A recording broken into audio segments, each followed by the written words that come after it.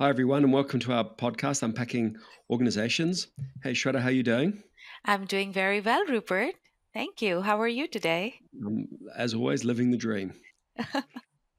Fantastic. Unpacking Organizations, the Practitioners Podcast. Sponsored by Orgvue. And today we have a guest with us, Himanshu Tambe. Welcome. Himanshu is joining us from Hyderabad, where he is adjunct faculty in Indian School of Business, ISB, and Singapore Business University, Management University, sorry. And Himanshu, welcome to our podcast, and thank you for doing this. Thank you very much for having me. I'm really looking forward to this conversation.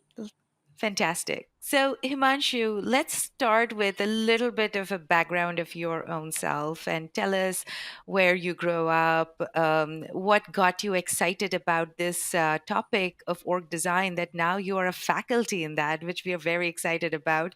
Rupert and I are very nerdy people, so we would love to attend your course one day. But tell us, how did this all start, and how did you come up to the place you are today? Well, okay, let's see if I can capture that in a sentence to start with. I think I would like to describe myself as a recovering consultant and a newly minted aspiring academic. Love it. So I spent close to 30 years in consulting, another Mm, 5 years before that in manufacturing. So I'm an automobile engineer who worked in an automobile manufacturing setup for 5 years, went on to do a management degree, and then got into consulting. And through that 30-year period in consulting, I have broadly been in the area of organization strategy. So I started with a lot of sort of corporate strategy, portfolio restructuring type of work. Then I drifted into more of the sort of business strategy, business models area. Did my bit in setting up Accenture's global COE for analytics. Um, and then towards the end, and I would say, when I say towards the end, I think the second half of my consulting career, I was very much fair and square in the talent and organization space. And so a lot of my work personally has been in operating models of design, but I think about org design quite holistically, and I'd love to talk more about that. So it's not just the wires and boxes kind of design, but how do you think yes. about it? Hallelujah. We're all in absolute alignment on that one. There you go. So did all that, and then somewhere along the way, I realized that everybody has an expiry date, and especially in consulting, that comes pretty soon. So I was looking for a second career, and I was always fascinated with teaching. So I started at the bottom of the ladder in academics, being a teaching assistant, then being an instructor, then being a co-faculty, and then finally independently teaching. And so I love doing that. I teach courses on org design, on data-driven consulting, and broadly in the area of human capital strategy and business strategy. So those are broadly the areas in teaching. And, I mean, at the end of the day, my heart is still in practice. So I'm a practitioner academic. Do Mm. they call that pracademic? That's Oh, that's a cool word. Yeah. I mean, it's a so cool that's where I am. career, I would say. Are you doing any publishing, or is it in So research, or is it? I am involved in research and broadly in the area of future work. Hmm. And I'm involved in a research program that's run as a collaboration between the University of, I think, Wales. Yes, that's right. And the Singapore University of Social Sciences. And it's the name of the research program is Digital Futures of Work. And we are looking at what the new gen technologies, latest of which being Gen AI, what is it doing to organizations? Everything from And what org kind of? design to tools to everything. In summary, if you would have to summarize what I'm sure is a lot of research and work, but if you'd summarize your emerging findings or your findings in emerging findings, and also maybe some of your hypotheses as well would be interesting. Yeah. So that's a good question, and we just did our first sort of conference early this year, February of this year, in Singapore. And if I had to sort of summarize that, basically, I think we came to the conclusion that unlike earlier waves of automation, Hmm. this wave of automation is actually threatening, in a way, to displace the top end of the jobs. Interesting. And there's data which our research has unearthed that the composition of the middle class, from what, and when I say middle class, it's people who are in the wage bracket of 70th percentile to 120th percentile. That bracket, right? Um, it used to be bachelors mostly, the composition of that layer. It's changed, and in the last few years, it is more the masters and even PhDs who are in that middle layer. So what that is suggesting is now there is a sort of a there has always been a upward pressure on sort of the less skilled jobs with automation, with RPA, and all of that. But now with autonomous and intelligent automation, there's a downward pressure as well.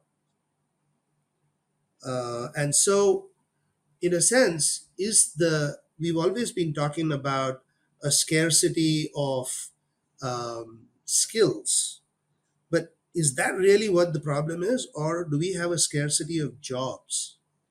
That's one emerging finding. It's kind of challenging the thinking, because everybody is talking about labor scarcity, and we are saying no, no, no, no, no, it's actually a scarcity of the right type of jobs. The right Wow. type of job. So what can you by that i double mean click on by that? that i mean we haven't redesigned jobs sufficiently well to allow for, so there are a lot of emerging areas, but those jobs they've not been designed correctly for these highly Right. skilled people to take them up. So, I mean, you look at banking, consulting, all the knowledge industries, Hmm. advertising, the creative industries. Gen AI has displaced. I mean, technically, you don't need 10 copywriters anymore. Let's face it. Uh, Yeah. You can And make do with two. that is a great, I think, thought, because now it's giving me some ideas that with the what you're saying, Himanshu, is that, like, the right kind of job itself is, there is a gap in that. We need to reimagine the jobs itself as a Yes. future of work. But then how do we think about that impact in the organizations and the form of organizations? Does the traditional form of organization stay intact, or do we need to think about that differently? Yeah. Now, this, by the way, is something that is very dear to my heart. I keep thinking about it. I keep talking about it to folks like yourselves. Keep attending webinars and trying to understand what the leaders are saying. I don't think there is consensus on that yet, but for sure, I believe that we are in the middle of a paradigm shift in organization forms and organization design. And the shift is from the more traditional hierarchical models to the more sort of, what should I call it, networked, fluid models. Um, there's a lot of resistance. People are not embracing it at the pace at which I would have expected them to. But there are two big drivers, right? One is the driver of speed to market. You've got to get your product out there faster than others, and you've got to continuously update that product, and that's what digital has done in a big way. The second thing is the need to innovate. These two things are driving organizations to get frustrated with their current org, because it's bureaucratic, it slows down decision making, it's just um, not conducive. It doesn't facilitate either the speed component or the creativity component. of what is needed. And they haven't figured out quite what to do about it. But And I can until see a they figure it movement. out, they just Yeah, decentralize or centralize yeah, while they figure it out. So, yes, sorry, I didn't mean to yeah. cut you. Definitely. I mean, some of the innovations are flat structures. I mean, Hmm. you've seen now quite a few organizations experiment with that. Valve is the latest one. If you heard of Valve, it's the gaming company that No. runs. It's the largest gaming company in the world, and they run Okay. these world championships, gaming championships. You should see some of those. They look like a basketball game going on, right? It's like a stadium with people all around, and right in the middle of the stadium in the arena are these gamers Wow. fighting each other. These guys make those games. So their organization, the entire organization, is made of agile pods. That's it. Agile So it, pods, yeah, multifunctional, multi-skill, cross-functional, cross-functional. functional, absolutely, Yeah. highly Yeah. empowered. Um, And and those pods, are they?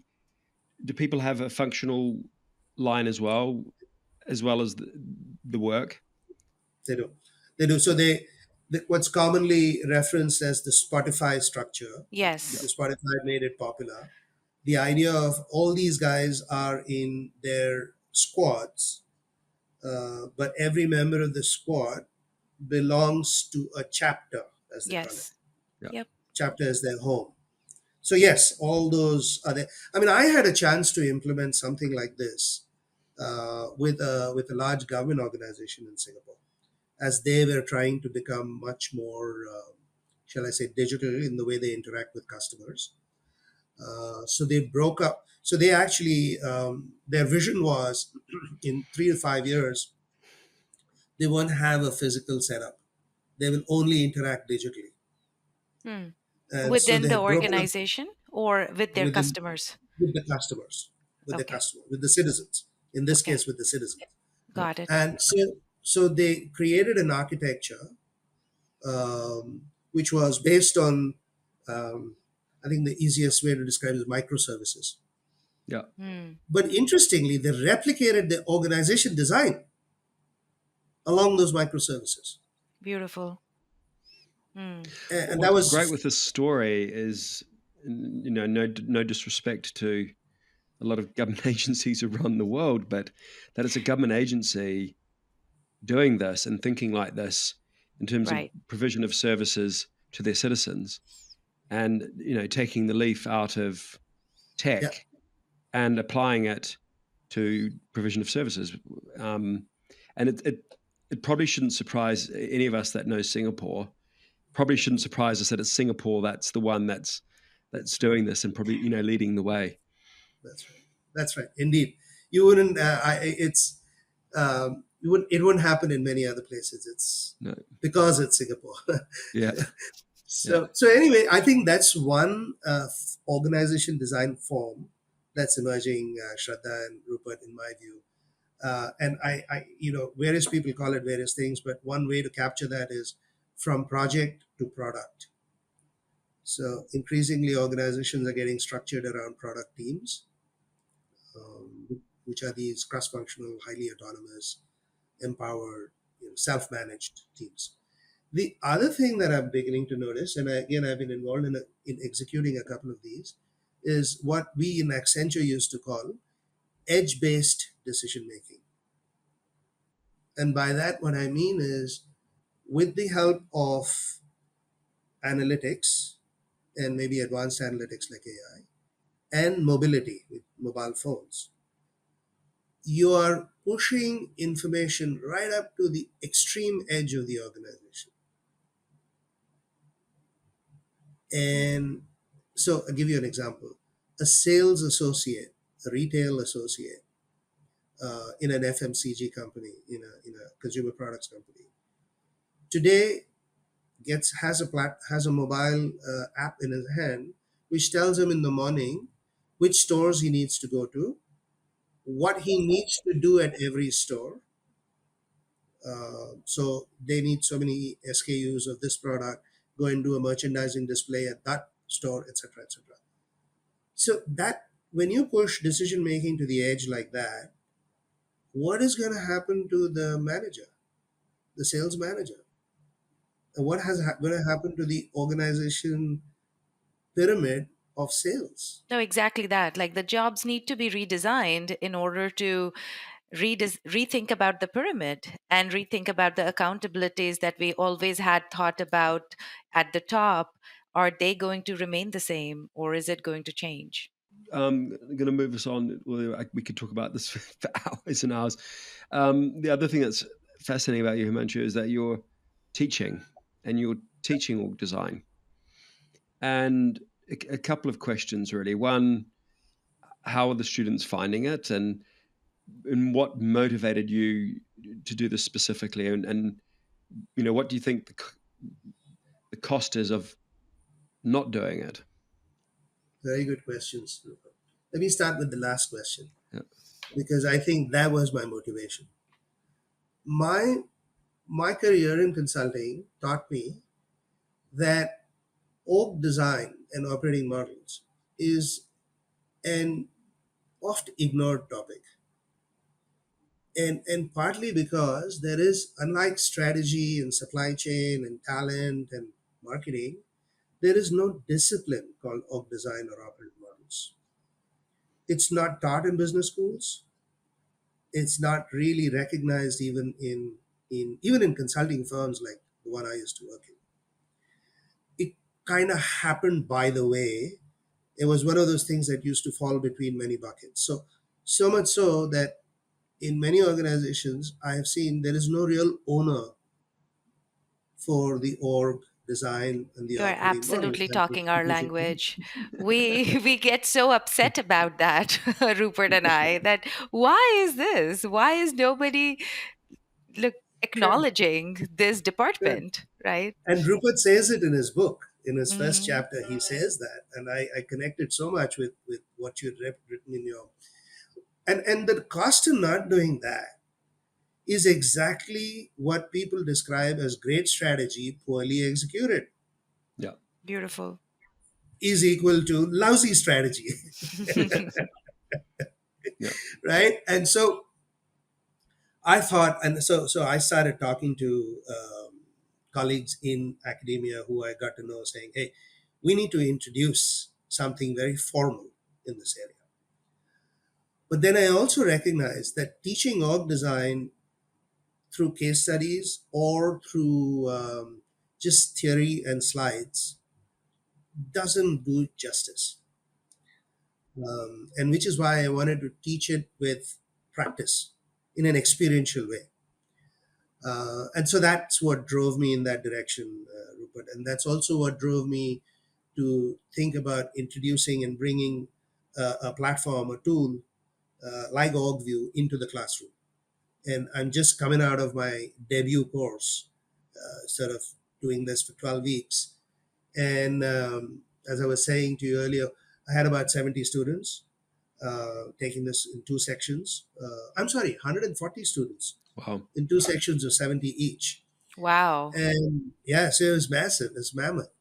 Um, and what I realized is because, and this was coming at the end of their MBA, so it was coming almost as a capstone. Mm, Many of them were unfamiliar with the basic ideas, building blocks of organization design. yeah. Like, what's the difference between a role and a position and a person? Yeah. Not clear, right? And Yeah. not surprising because when I work with clients, they're also not clear. Yeah. So for Yes. the students, and many of the students were with 4 or 5 years experience. Yes. It was like, oh my god, this is what they meant when they said role. Oh really? So it was like penny drop for many of them. Yeah. And I'm now very encouraged that we need to do more of this, Yeah. teach more of. It's also true that because a lot of them are unfamiliar with these ideas, they do tend to get a bit overwhelmed Yeah. by the, and also because, like we were talking earlier, these are all interconnected ideas, right? Right. Processes, what happens with reward structures and incentives. the They're whole all thing connected. Yeah. And it that's what the requires a beauty sequence. of org design is, that it's not just Really? lines and boxes and not just positions and hierarchies, but Yeah, actually how do that emerge, the yeah, overall organization and different parts of it, like processes and rewards, as you said, and people practices and absolutely. strategy and capabilities. And that's what we all talk about. So, Himanshu, you're talking our language and we're nodding very, very vigorously. Obviously. I think that also takes me to another thing, is that as they're interconnected, how you see the effect of leadership and Yeah. people on it. But Rupert, actually, you also were planning to ask something. So I'll just put my question out there and you please Before go. we get to that, I just a thought really that so many people who are doing org design and practice have not had the education in org design. Yes. And you're making the point that they're overwhelmed, some of them. And the time to be overwhelmed is when you're at school, so you can Exactly. learn and think it through. Yes. And and you what do you think the implications are of not doing it? So in your experience seeing all these clients where people have not spent time, 12 weeks to go through the process to learn it. What is the cost and implication of that? I think the biggest cost implication of it is um, inadequately thought through changes, which leads to tremendous human cost, leave alone the business cost, right? Because I have now worked in companies and worked with clients who have made changes to their org structures literally at the seat of their pants with no thought, with an inadequate understanding of all the connections and the dimensions that need to be thought through. And so there are many unintended consequences. And it's usually either you who pays the cost is the people who pay the cost for it. And then sort of that's a leading indicator. And then the lagging indicator is you don't realize the business outcomes and the business benefits. And so it is extremely important that people recognize this as a discipline, that there are people who are, I would even go so far as to say people should be certified in this discipline. So you I don't agree. have Tom, Dick, and Harry trying to design organizations. And because you're playing with fire, literally. Yeah. And why do you think, because what I struggle with, because it's so compelling and overwhelming, the business case, why is it that people are not doing this? Wow. I don't know. I mean, there could be many reasons for it, but I think what I've seen, at least, is people mistake organization for the people, right? And because people and individuals, rather, I don't mean people, I mean individuals. Yep. So most organizations think about individuals first and then design the organization around them. At least at the C-1, C-2, that level. Um, Now, is that because they want? Is that what because they want to keep control close to them? Maybe that's the reason. Maybe they don't understand the implications of not designing it correctly. Um I don't know. Do you have a hypothesis, Rupert? Why My people haven't done my this? hypothesis is the people who, and often in HR, have a lens just on talent, and they have a belief that if you sort talent, everything's sorted. Just get the right people. It's similar to your view, but and they are not Understood. trained in the management science of thinking of an organ, as you said, holistically and as a system. And the world has said that, Peter Drucker said 60 years ago plus that understand the work and then the workforce. But that management theory is not propagating through schools. So, the MBA schools and what have you, as you said, are not teaching it. When I go to the conferences and I speak a lot about this, I, people nod along. Obviously, some people do get it, but I would say the majority are just not that interested in it because they're interested in employee brand, diversity, equity, and inclusion. And functionally, if HR is running it, they're just ignoring it. And you can see in the statistics of how large, what I call the OP&A function is, it's either non-existent or it's tiny. And if you want support, you go to consulting firms, but it's an ongoing living thing. So consulting firms can't do it. They can help you, but they can't do it. And so and it's it's baffling to me. The CEOs, and I love this book that was written by a group of McKinsey consultants called CEO Excellence, and they basically highlighted the six areas of work that a CEO should focus on. One of them was just managing themselves, which fine, but the two substantive points is you need to set this strategy. These are my words, but I'm paraphrasing their book, and then sort the alignment of the organization, of which org design is one of the key components, along with culture and yes, talent. And so it's so critical for a CEO, so critical for the management team, so as you said, for executing strategy. Yet people just aren't investing in and not doing it. And I think maybe it's too overwhelming for people. Maybe and they just can't think systemically like that. But in this day and age, where we have so much technology and capability, and it's so critical, it's like learn it, and we've all gone through that effort, and spent forever writing these books and developing a platform to help people. And there's kind of no excuse. All the information's out there. It's also why we've got this podcast. But it's I think the CEOs have to really own this, to be honest with you, and drive it. And maybe and the can HR own it?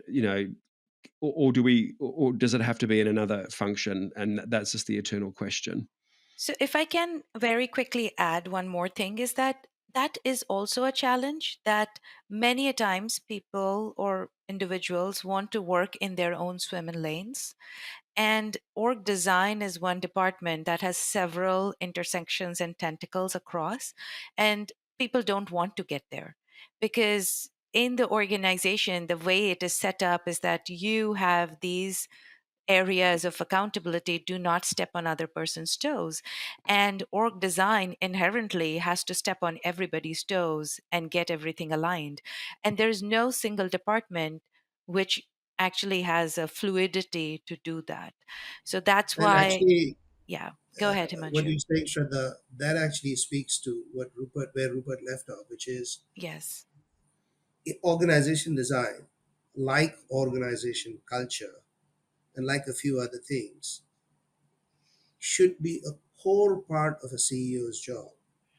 Unfortunately, most CEOs, I will be quite cheeky and probably even rude in saying they abdicate that to HR. Yes.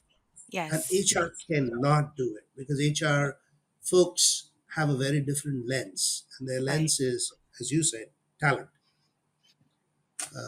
And so perhaps that is the real reason. Thank you. That conversation was helpful. It helped me crystallize what's going on at the back of my mind. It was helpful for us as well, Himanshu.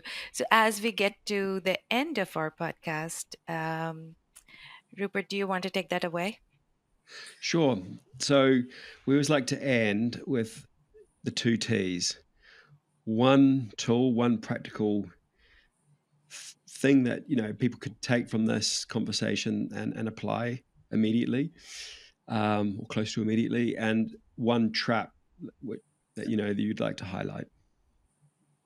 Yeah. So I think I feel that because of organization design as a subject being so integrated and holistic, actually trying to grapple that manually or with the human mind is difficult. We need technology. Mm. And the what you have done with your platform, Rupert, is just awesome.